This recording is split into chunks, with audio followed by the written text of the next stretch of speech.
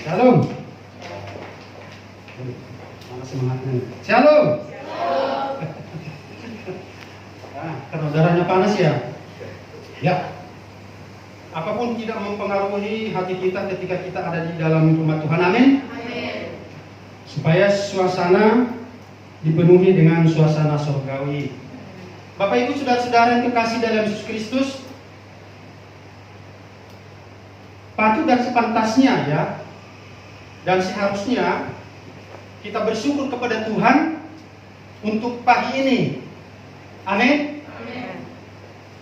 Karena banyak tidak bisa ke gereja karena sesuatu hal Bapak Ibu, termasuk istri saya. Kemarin katanya ada pertemuan sama Kak Novi, masih batuk. Tadi saya bilang kalau batuk jangan deh, ya kasihan orang nanti pikiran dari lain. Jadi saya bilang jangan dulu, ya karena batuk. Ya, karena memang prokesnya kan begitu ya. Kalau batuk jangan, kalau flu jangan ke gereja, jangan dipaksakan. Karena itu membuat pikiran orang lain jadi kacau. Nah, tapi apapun yang ada di dalam kehidupan kita, masalah apapun, persoalan apapun, siapkan hatimu untuk menyaksikan perbuatan Tuhan yang ajaib. Oke? Lewat masalah itu Tuhan akan bekerja. Lewat masalah, pergumulan, penderitaan apapun itu, lewat itu Tuhan menyatakan diri. Amin. Amin. Kalau tidak ada masalah, apa yang dipikirkan Bapak Ibu saudara-saudara?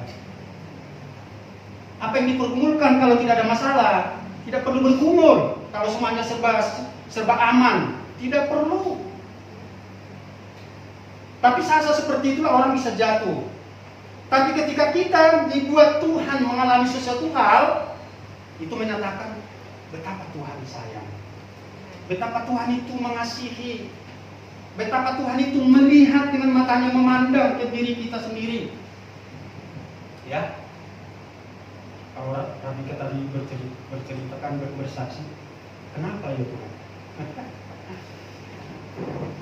Ya kan, itu kan pikiran kita, kenapa ya Tuhan? Tapi Tuhan tidak kenapa, justru itu kamu manggil saya, gitu loh. Bahasa sehari-hari kita. Kalau nggak seperti itu kamu nggak panggil, nggak ingat, ya kan?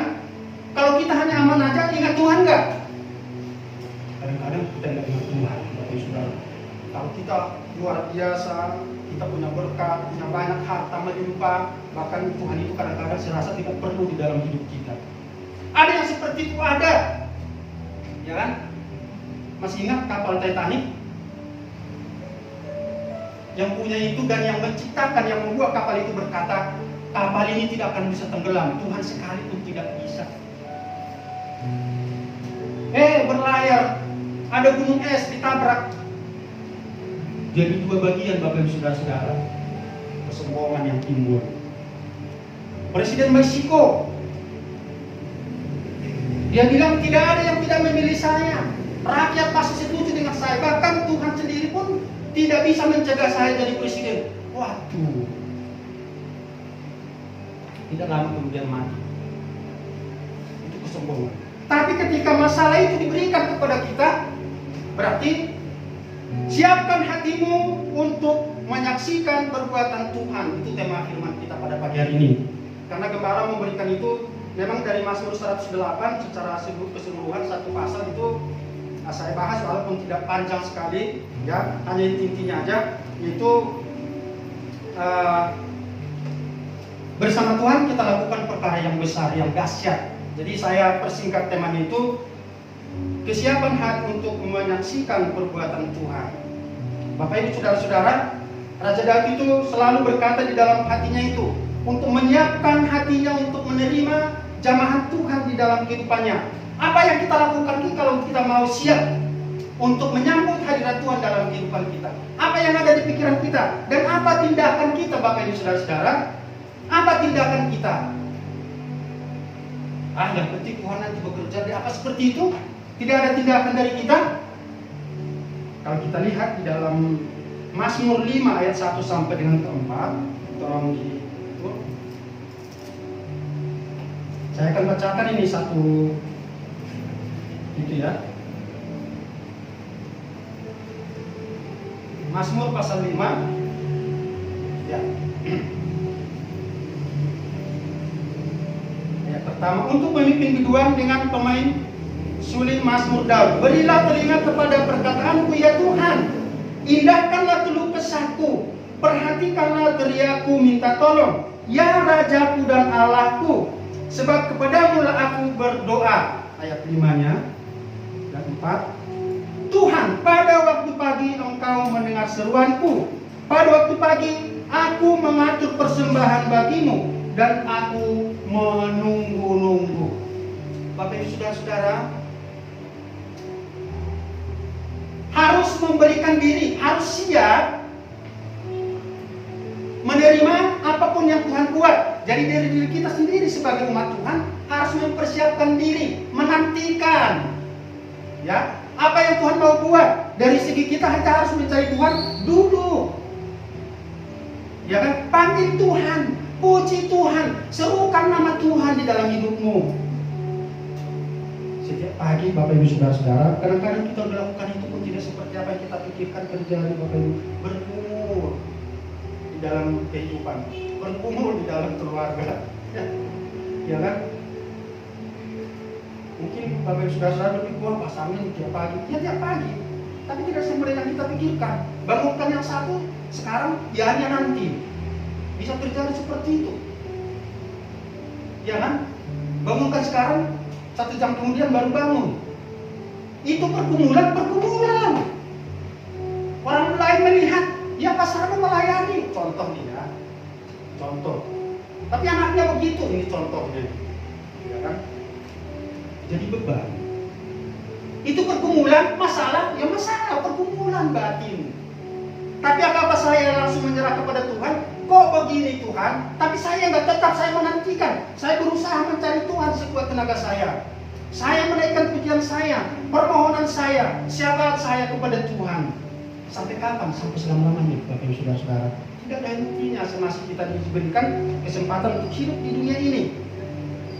Tuh, coba Mazmur 108. Coba Mazmur 108. Kita baca ya, Mazmur 108.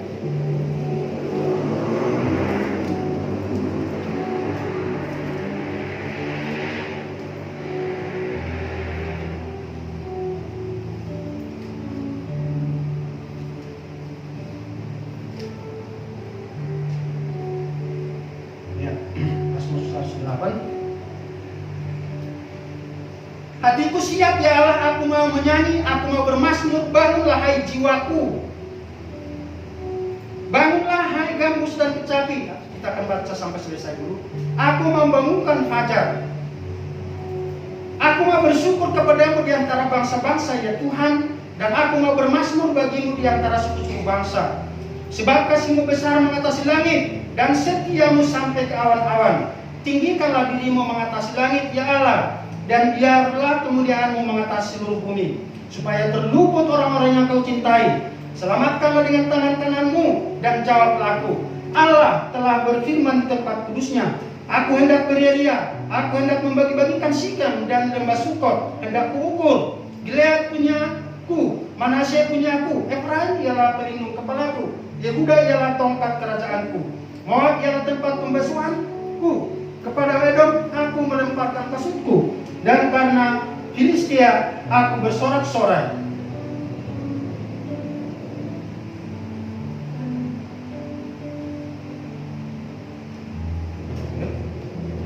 Sampai di situ aja dulu. Dari Raja Daud sendiri sebenarnya, ya, di dalam Mazmur ini menyatakan itu kesiapan hatinya untuk menantikan pertolongan Tuhan. Yang pertama-tama kan di sini dia katakan hatiku siap ya Allah. Apa yang pertama-tama dia siapkan? Dia memuji Tuhan, Bapak Ibu saudara-saudara. Memuji Tuhan, ya, menyembah Tuhan. Ya, yang pertama-tama kita harus memuji Tuhan di dalam ibadah kita, ibadah pribadi, ibadah keluarga. Menyenangkan hati Tuhan. Ya, itu Mazmur 95 ayat 2. Mazmur 95 ayat 2.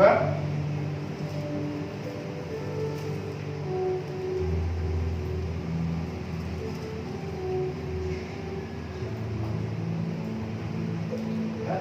Biarlah kita menghadap kepadanya dengan nyanyian syukur, bersorak-sorak baginya dengan nyanyian mazmur. Bapak Ibu saudara-saudara, ketika ada masalah dan pergumulan dalam kehidupan kita, ketika kita memuji Tuhan dalam saat-saat seperti itu dapat mengalahkan segala kemelut di dalam pikiran kita. Amin. Ketika kita naikkan pujian kepada Tuhan, akan ada damai sejahtera, ada teduh rasanya, nyaman rasanya.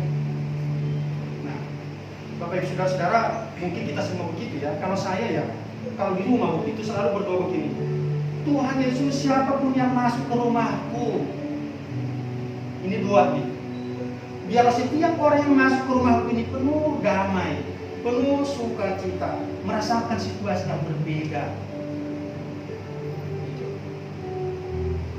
Ada satu kesaksian orang ya, orang itu bertobat karena nyanyian rohani. Setiap temannya ini datang, temannya ini dari agama Islam, ya, temannya ini datang ke rumah selalu dia mendengarkan lagu pujian, ya. Dan suatu saat dia bertanya kepada temannya, kamu itu lagu apa sih? Setiap saya datang ke sini ada lagu pujian, hati saya tenang rasanya, teduh rasanya, damai rasanya. Itu yang membuat dia bertobat, Bapak Ibu saudara-saudara. Di dalam kesaksiannya seperti itu, itu yang membuat dia bertobat. Si pemilik rumah tidak menceritakan siapa itu Yesus. Dia tidak berkata kamu percaya dan bertobat. Tapi lewat pujian itu dijamah Tuhan, diselamatkan Tuhan, dan dia sendiri yang mengajak ke gereja kata saya mau ikut ke gereja. Jadi kuasa pujian itu Bapak Ibu saudara-saudara luar biasa dahsyat. Kemudian yang berikutnya Mazmur 104, Mazmur 100 ayat yang keempat, Mazmur pasal 100 ayat 4. Masuklah melalui pintu gerbangnya dengan nyanyian syukur, ke dalam pelatarannya dengan puji-pujian, bersyukurlah kepadanya dan pujilah namanya. Haleluya. Luar biasa Bapak saudara-saudara. Ketika kamu menghadap Tuhan, mari kita buka mulut kita ini, berteriaklah, pujilah Tuhan, sembahlah Tuhan. Itu yang diingini oleh Tuhan. Pemazmur sering berkata, Tuhan bertahta di atas puji-pujian. Ya, Tuhan itu bertahta di atas puji-pujian. Nah, ada sedikit saya luruskan. Saya juga pernah kemarin itu sama istri saya ngobrol, ada seorang hamba Tuhan. Ada videonya lagi Bapak Ibu saudara-saudara, itu bisa mengacaukan orang. Dia berlari sama lari, waduh hebat benar yang betul dalam hati saya ya. Saya bukan menghakimi apa itu. Bapak Ibu saudara-saudara, Bapak Ibu saudara-saudara, yang saya kritis, di surga itu tidak ada apa namanya? Tidak ada iman, tidak perlu iman. Di surga tidak perlu iman, jadi tidak perlu iman itu. Ada satu lagi saya lupa. Dua yang itu saya bilang bahaya yang kedua. Ya di surga memang tidak perlu iman. Ini agak melenceng sedikit ya, maksud saya. Bagaimana pujian? Memang dia kata di surga itu kita hanya memuji Tuhan, hanya memuliakan Tuhan, betul karena udah di surga. Tapi apa penekanannya dia? Di surga itu tidak perlu iman Bapak saudara-saudara. Oh ibadah katanya, tidak perlu ibadah itu. Waduh, Tuhan Yesus bahaya benarnya orang berbicara seperti itu. Tidak perlu ibadah itu Bapak saudara-saudara. Sementara dia berbicara di dalam kehidupan ibadah. Hanya pujian. Jadi kamu itu hanya memuji Tuhan. Tidak perlu kamu beriman, tidak perlu ibadah. Pujian itu perlu, ya kan? Iman itu perlu, ibadah itu perlu, semuanya perlu. Kenapa perlu iman dan kenapa perlu ibadah? Apa alasannya? Kita masih di bumi, Bapak Ibu saudara-saudara. Kita masih daging dan darah, belum di surga. Kalau di surga emang ngapain beriman? Kita udah ada di depan yang punya kuasa. Kita sudah berhadapan muka dengan Tuhan. Tidak perlu beriman. Orang di sana itu tidak beriman lagi. Iman itu sudah sampai, sudah selesai, sudah mencapai tujuan. Paham ya maksudnya? Udah mencapai titik akhir. Baca dong saudara-saudara mengganggu. Ya. Seperti itu. Jadi tidak perlu memang di sana kita mempunyai iman dan beribadah. Beribadah seperti ini maksudnya. Dia bilang memuji Tuhan hanya tugasnya di sana, betul. Tapi Tapi saya tekankan, di bumi ini pun kita perlu beribadah seperti ini, satu dengan yang lain saling menguatkan. Kita perlu juga memuji Tuhan dan perlu beriman. Kalau sudah tidak punya iman, apa yang dapat kita lakukan, Bapak Ibu Saudara-saudara? Tidak bisa berdiri teguh, tidak bisa bertahan di dalam penderitaan. Ya, kalau kemarin kita itu bukan di kelompok sel, 2 Selasa ya, selalu ada gangguan Bapak Ibu Saudara-saudara. Beberapa waktu ini saya itu setiap kami yang pimpin dan bawa, yang sebagai hostnya lah begitu, ada aja halangannya. Si internetnya lah nggak nyala begitu, masuknya itu lama mutar-mutar terus, ada aja. Kemarin itu nggak tahu jelas apa nggak jelas. Yang penting saya bilang, udah saya sampaikan aja, bagaimana kalau dijelas nggak? Pak Rahmat bagaimana? Ini terputus-putus, kan ngomong dulu lagi. Putus-putus, ya saya tahu putus-putus, jangan ngomong terus, biarkan saya berbicara begitu. Itu maksudnya. Ya, bagaimana Rasul Paulus itu, kalau kita lihat, waktu dia di Filipi, yang memberikan, maksud saya kepada jemaat di Filipi, memberikan penjelasan tentang kehidupannya. Bagaimana dia berada di penjara, itu penderitaan bukan? Bapak Ibu Saudara-saudara, penderitaan. Kenapa dia dipenjarakan? Karena berdosa, karena salah? Tidak. Kenapa? Karena firman Tuhan. Nih, jadi jemaat itu di Filipi itu agak kacau sedikit. Karena ada berita-berita yang tidak jelas. Jadi Rasul Paulus menjelaskan, saudara-saudaraku, katanya, jangan galau hatimu, bahasa kita nih ya. Jangan cemas. Bergembiralah karena aku ada di sini walaupun dalam penjara. Karena firman Tuhan justru tersiar di sini. Dan teman-teman yang ada di sini bukannya semakin takut menyatakan firman Tuhan, memberitakan firman Tuhan, justru semakin timbul keberanian. Ya. Jadi jangan kamu terima nasihat atau berita-berita yang miring dari orang-orang lain tentang hidupku di sini. Tapi justru aku harus mendengar bahwa kalian itu kira-kira begitu. Harus setia tetap, tambah semangat. Karena firman Tuhan tidak bisa dibelenggu. Saya memang dibelenggu secara fisik. Jasmani saya ditahan di sini, dibelenggu. Tapi firman Tuhan itu menyebar, saudara-saudaraku. Jadi akhirnya jemaat di Filipi itu mereka bersemangat, Bapak Ibu Saudara-saudara. Yang tadinya mereka merasa beri oleh karena mereka yang kasihi, mereka yang mereka sanjung Rasul Paulus itu ada di dalam penjara. Siapapun pasti merasa sedih hatinya dan menangis. Kenapa? Tapi ketika dijelaskan, mereka mengerti kedudukannya, kenapa terjadi seperti itu. Nah, jadi justru di dalam penderitaan kata Rasul Paulus, ya kan, dia semakin bersuka cita karena dia diberikan kesempatan untuk dapat menderita. Bapak Ibu Saudara-saudara, tidak semua seperti Rasul Paulus. Kalau diberikan penderitaan, dia pikir, ya paling tidak walaupun tidak seperti apa yang Tuhan Yesus lakukan, Yesus hadapi, Yesus rasakan, paling tidak aku merasakan, sehingga di dalam kesulitan, di dalam masalah dan pergumulan yang berat, di dalam tangisan saya seperti itu, ya kan, dia pernah merasakan apa yang dirasakan oleh Tuhan.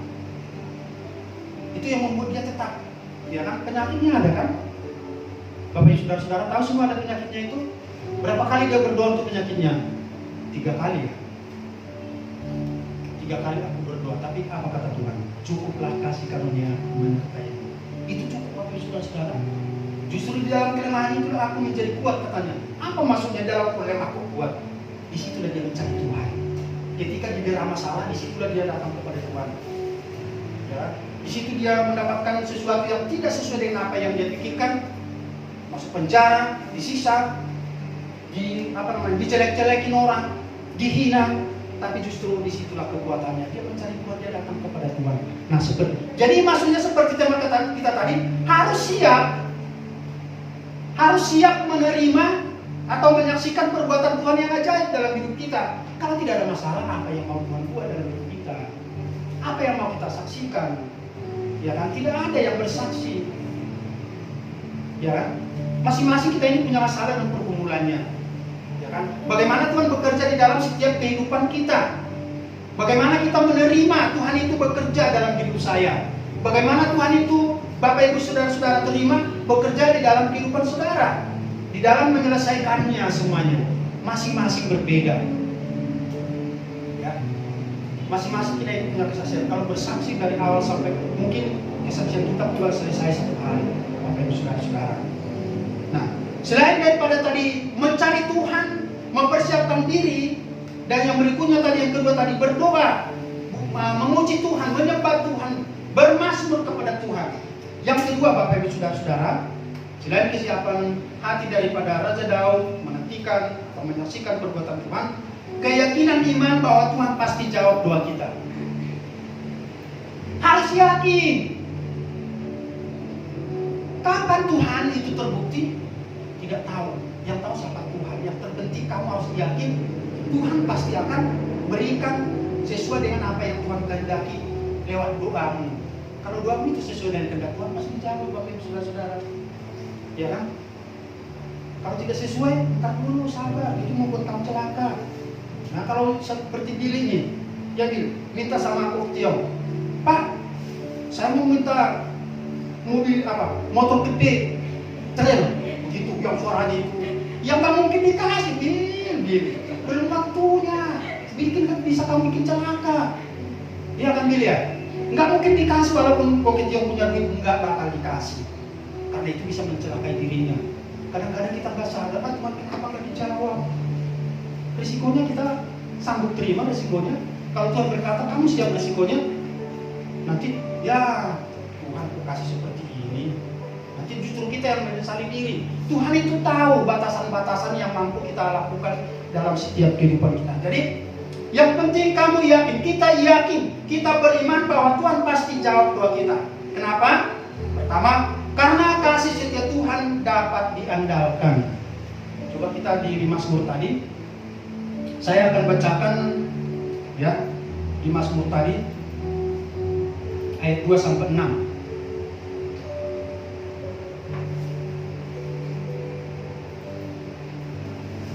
Ayat 2 sampai 6 ya. Tadi sudah saya bacakan lagi. Hatiku siap ya Allah, aku mau menyanyi, aku mau bermazmur. Bangunlah hai jiwaku, bangunlah gambus dan kecapi, aku mau membangunkan fajar. Ayat ketiga, aku mau bersyukur kepadamu di antara bangsa-bangsa ya Tuhan, dan aku mau bermazmur bagimu di antara suku-suku bangsa. Ayat keempat, sebab kasihmu besar mengatasi langit dan setiamu sampai ke awan-awan.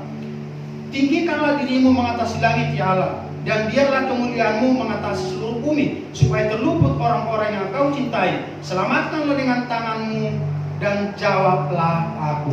Nah, kasih setia Tuhan itu tidak bisa dibatasi dengan apapun. Dan kasih setia Tuhan itu berjalan sampai selama-lamanya, dan tidak pernah berhenti untuk diri saya dan Bapak Ibu Saudara-saudara. Amin. Ya. Kasih setia Tuhan itu kekal, menyertai setiap kehidupan kita, menyertai setiap apapun yang kita lakukan. Jadi karena kasih setia Tuhan itu yang membuat bahwa keyakinan iman harus yakin, seperti yang harus kata, harus punya iman. Saya percaya Tuhan akan jawab doa saya. Maka itu Yesus katakan kan, jadilah kehendakmu bukan kehendakku. Dalam doa kita pun begitu Bapak Ibu Saudara-saudara, katakan jadilah kehendakmu ya Tuhan. Ya kan? Dulu ada iklannya Coca-Cola ya, apa namanya, di jalan bersabun, bukan yang kau mau, yang ku tahu, atau yang kau tahu, yang ku mau, kira-kira seperti itu. Nah, bukan yang kita mau, tapi apa yang Tuhan mau, Bapak Ibu Saudara-saudara. Tapi harus yakin, kapan itu akan selesai, umpamanya ada masalah dalam hidup kita, terserah Tuhan. Rasul Paulus kan dia bilang seperti itu, ya justru dalam seperti itu aku dekat sama Tuhan. Kalau ini diambil dari saya, berbeda ceritanya Bapak Ibu Saudara-saudara. Berbeda ceritanya. Kalau Rafika langsung diambil masalahnya, dia nggak nangis sama Tuhan. Ya, dia tidak menangis kepada Tuhan. Mungkin masih dia tetap di dalam dunianya maksud saya, di dalam dunianya yang dulu. Jadi Tuhan, dia buat menangis supaya dia mencari Tuhan. Kadang-kadang seperti itu. Tuhan buat satu masalah dalam kehidupan kita supaya kita terjaga Bapak Ibu Saudara, supaya jangan tertidur imannya. Kalau aman-aman saja, waduh semuanya nyaman, semuanya cukup, tentram, damai, sejahtera, waduh bahaya Bapak Ibu Saudara. Ada kalanya memang kita harus dikejutkan oleh Tuhan. Jom gitu, kita terkejut. Ada apa ini? dia Tuhan. Datang kepada Tuhan.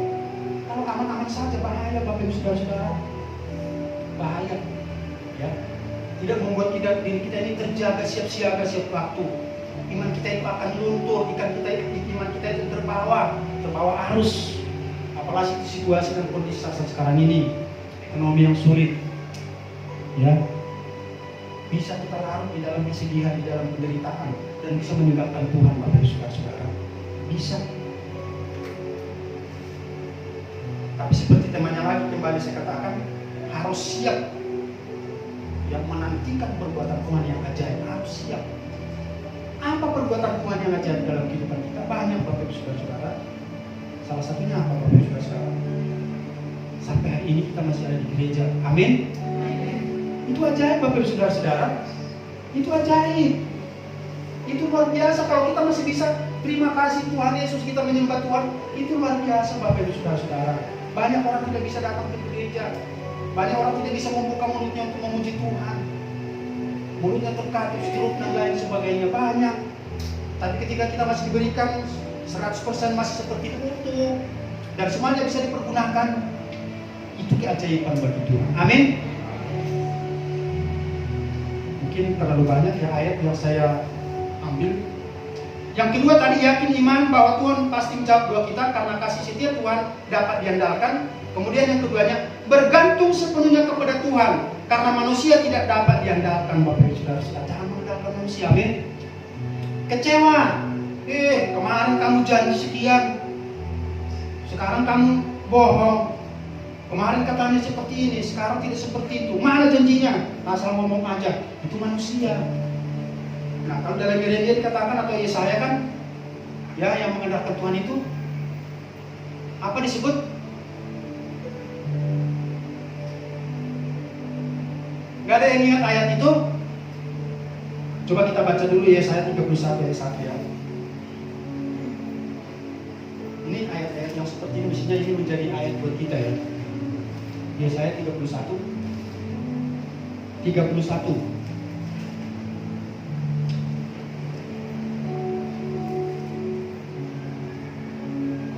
Ya, celaka orang-orang yang pergi ke Mesir minta pertolongan, yang mengandalkan kuda-kuda, yang percaya kepada keretanya yang begitu banyak, dan kepada pasukan berkuda yang begitu besar jumlahnya, tetapi tidak memandang kepada yang Maha Kudus Allah Israel dan tidak mencari Tuhan. Celakalah orang yang mengandalkan manusia, Bapak Ibu Saudara. Jangan mengandalkan apa yang dilihat oleh mata kita, tapi andalkan apa yang dilihat oleh hati kita, yaitu Allah yang dahsyat. Amin. Yang kedua, Yeremia. Masih ingat juga Yeremia 17 ini? Yeremia 17 ayat 5.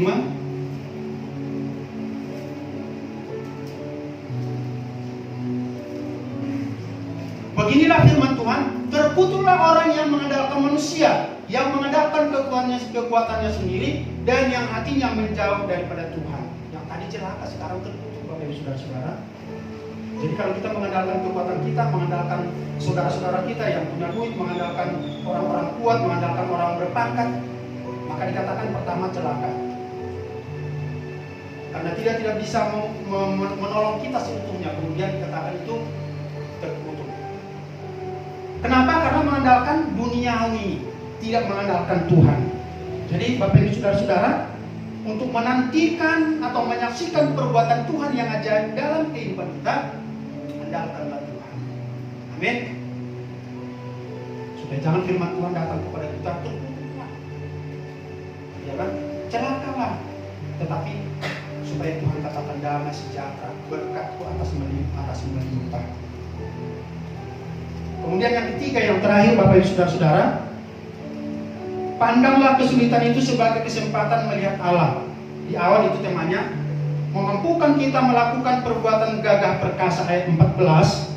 Mazmur 108 tadi ayat 14. Mazmur 108. Mazmur 108 ayat yang ke-14. Dengan Allah akan kita lakukan perbuatan-perbuatan gagah perkasa, Sebab Ia sendiri akan menginjak-injak para lawan kita. Bapak Ibu Saudara-saudara, bagi Tuhan tiada yang mustahil. Amin. Tuhan sanggup melakukan apapun untuk membela umatnya maksud saya, untuk menjaga, memelihara, memenuhi segala kebutuhan keperluan umatnya yang percaya kepadanya. Jadi nantikanlah itu senantiasa, kapan, setiap saat, setiap waktu di dalam hidupmu. Tuhan hidup seperti ini terus, tidak berubah. Ya, pasti ada perubahan dalam kehidupan kita. Pasti Bapak Ibu Saudara. Hari ini dan besok penderitaannya beda. Hari ini dan besok ceritanya sudah beda. Kesusahannya udah beda. Jadi berarti beda masalahnya. Ya. Nah, seperti jadi katakan, pandanglah kesulitan itu sebagai kesempatan untuk melihat Allah yang besar. Di mana kebesaran Allah di dalam kesulitan? Ketika kita mampu bertahan. Jangan katakan ketika udah selesai ya, Bapak Ibu. Jangan kita katakan udah selesai masalah saya, itulah kebesaran Tuhan. Jangan katakan seperti itu. Tapi ketika kita bisa bertahan, tetap di dalam Tuhan, itu kebesaran Tuhan. Amin. Tidak menangis orang-orang menyesali diri, tetapi di dalam penderitaan itu kamu bisa bertahan, tetap berkata Tuhan tetapi yang terbaik. Itu kebesaran Tuhan. Kadang-kadang orang nggak nyampe ke situ. Kadang-kadang, wah kemarin saya berdoa Tuhan langsung jauh, itu kemuliaan Tuhan luar biasa, dahsyat Tuhan. Betul. Tapi yang luar biasa itu ketika kamu bertahan, tetap iman kepada Tuhan di dalam segala masalah pergumulan itu, itulah perbuatan Tuhan yang ajaib. Itu yang luar biasa dari apapun Bapak Ibu Saudara-saudara. Kenapa saya katakan itu yang luar biasa dan dahsyat? Kalau kamu sudah kalah, di mana kekuatan Tuhan? Ya kan? Kalau kamu tidak bisa bertahan, di mana kekuatan Tuhan dapat kita lihat? Kalau hanya keluh kesah yang terjadi dalam kehidupan kita, di mana kekuatan Tuhan yang bisa kita saksikan? Rasul Paulus kan saya katakan, justru di dalam penderitaan inilah aku bersyukur, berterima kasih. Di situ dia melihat kuasanya Tuhan itu terjadi. Jadi dia tidak, kenapa ini nggak bisa diangkat Tuhan? Tuhan kan mampu. Jangankan Tuhan mampu, ya sapu tangannya Rasul Paulus saja bisa menyembuhkan. Dikirim ke tempat lain, orang sakit demam, sakit bisa sembuh. Masa di dalam dirinya aja nggak bisa? Apa maksudnya Tuhan? Ya kan? Masih ingat waktu mereka di Pulau Malta itu keluar dari kapal besar oleh karena mereka itu diombang-ambingkan angin. Keluar mereka, Rasul Paulus dengan teman saudara-saudara yang lain itu membakar ranting karena dingin. Dan ketika dia mengumpulkan ranting itu apa yang terjadi? Ada yang ingat? Dipakut ular. Nah, orang penduduk Malta itu bilang pasti orang ini akan mati karena dia berdosa. Karena dosa itulah maksudnya dipakut ular. Tapi dia tidak mati, Bapak Ibu Saudara-saudara. Dia bebaskan aja itu ular itu. Dia sehat, maka dianggap orang-orang yang di Pulau Malta itu sebagai nabi. Dia disanjung, dia dihormati. Dia tidak katakan, bagaimana sih Tuhan? Kapal aja di sana udah ambil kita karang, sampai di sini kedinginan mau bakar bikin panas, enggak lagi. Persemutannya banyak kali, dia tidak. Justru dalam seperti itu orang lain akan melihat, wah, kuasa Tuhan dahsyat. Amin. Ketika orang lain melihat saudara-saudara di dalam penderitaan, kau katakan, bagaimana kabarmu hebat, luar biasa, luar biasa. Terima kasih, puji Tuhan. Orang akan kagum. Orang akan kagum, Bapak Ibu Saudara-saudara. Oh, Bapak Sianu itu luar biasa ya.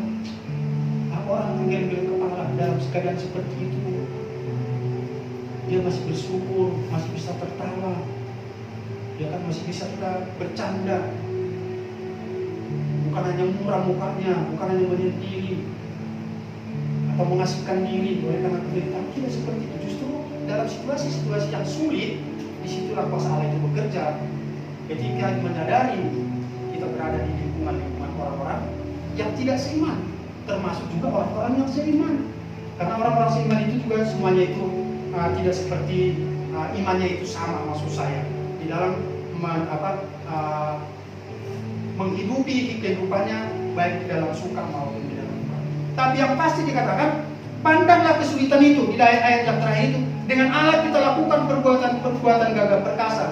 Kekuatan gagah perkasa itu bukan berarti tadi saya katakan itu masalahnya selesai, tapi bisa bertahan di dalam masalah itu sampai Tuhan selesaikan. Kapan Tuhan selesaikan nggak tahu, terserah Tuhan. Amin. Terserah Tuhan. Tapi yang terpenting apa? Saya tetap bisa berjalan bersama Tuhan di dalam badai itu. Amin. Sehingga orang lain melihat, walaupun apapun yang terjadi, saya tetap ada di dalam Tuhan. Orang lain boleh sebut apapun, mungkin seperti kepala dosa, mungkin karena dia berdosa, terserah apa kata orang. Tetapi saya harus bisa tetap bertahan, melihat kuasa Tuhan bekerja dalam hidup saya, apapun yang terjadi. Nah, itu yang membuat kita Bapak Ibu Saudara-saudara supaya tetap kuat, berdiri, kokoh di dalam kehidupan kita memiliki Tuhan. Jadi sekali lagi saya bacakan tema ini, kesiapan hati kita untuk menyaksikan perbuatan Tuhan yang ajaib. Siap semuanya? Amin. Bapak Ibu Saudara-saudara, Tuhan Yesus kiranya memberkati Bapak Ibu Saudara-saudara. Di akhir saya sudah katakan tadi, tetaplah setia kepada Tuhan, walaupun di dalam kondisi dan situasi apapun. Itulah dikatakan menerima keajaiban daripada Tuhan. Amin. Mari kita tundukkan kepala, mari kita berdoa. Bapa di sorga, dalam nama Yesus, terima kasih kami bersyukur kepada Tuhan untuk firman Tuhan pada pagi hari ini. Tuhan, kami menyiapkan hati kami untuk menyaksikan perbuatan Tuhan dalam hidup kami, sehingga kami Tuhan tidak bertanya-tanya tentang apapun dalam hidup kami, tapi justru di dalam masalah itu kami melihat betapa Engkau dahsyat menuntun kami, menyertai kami, memberikan kami kekuatan, dan sehingga di dalam kehidupan kami itu orang lain dapat melihat Tuhan betapa Engkau dahsyat, betapa Engkau besar, betapa Engkau ajaib dalam hidup orang-orang yang percaya kepadamu. Terima kasih Tuhan Yesus, hamba berhenti berbicara. Roh-Mu yang kudus kiranya tetap berbicara dalam hati kami masing-masing, sehingga firman Tuhan ini jangan hanya kami dengarkan di tempat ini Tuhan, tapi kami praktekkan di dalam kehidupan kami sehari-hari, baik di dalam keluarga kami Tuhan, baik di dalam usaha kami, baik di dalam pekerjaan kami, dimanapun kami berada, sehingga kami boleh menjadi saksi Kristus yang luar biasa. Selalu orang melihat keajaiban Tuhan dalam kehidupan kami. Selalu keajaiban itu menyertai kehidupan kami, menyertai pekerjaan kami, menyertai keluarga kami, menyertai pelayanan kami, menyertai usaha kami. Terima kasih Bapa. Terpujilah Engkau kekal selamanya. Dalam nama Tuhan Yesus Kristus kami berdoa dan bersyukur. Haleluya. Amin.